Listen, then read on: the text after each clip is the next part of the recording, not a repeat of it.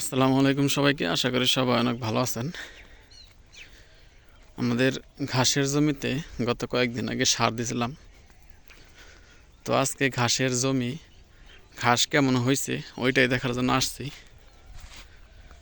আর আমাদের সামনে ভুট্টা ক্ষেত। তো এই ঘাসগুলা বড় হওয়ার আগেই ঘাসের মাথায় যে ফুলগুলা হয় সেই ফুলগুলো এসে পড়ছে। দেখেন প্রত্যেকটা ঘাসের মাথায় ফুল হয়ে গেছে। ঘাসগুলার বয়স হয়েছে কিন্তু সাইজে বড় হয় নাই। হ্যাঁ, তো বড় না হওয়ার কারণ হইতেছে পর্যাপ্ত পরিমাণে পানি না পাওয়া। তবে গতকালকে অনেক বৃষ্টি হয়েছে।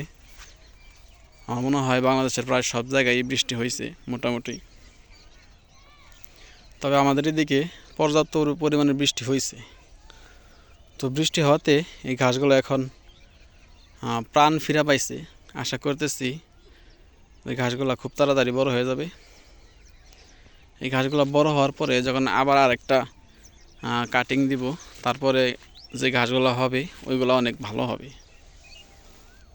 দেখেন ঘাসের অবস্থা। তো বৃষ্টি হওয়ার পরে এগুলো মনে হয় আবার একদম প্রাণ ফিরে পাইছে, এরকম একটা অবস্থা হয়েছে। তো নদীর পানি গতকালকের চাইতে আজকে আরও বাড়ছে।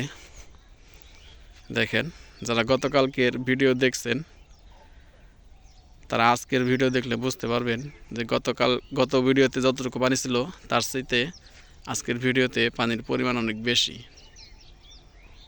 তো পানি বাড়ছে, নদীর একদম কাছারে আমাদের ভুট্টা ক্ষেত। আর আমাদের ঘাসগুলো আলহামদুলিল্লাহ ভালোই বড় হইতেছে।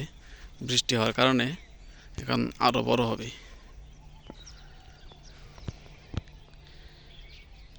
এই হইতেছে নদীর পানির অবস্থা আর আমাদের ঘাসের অবস্থা।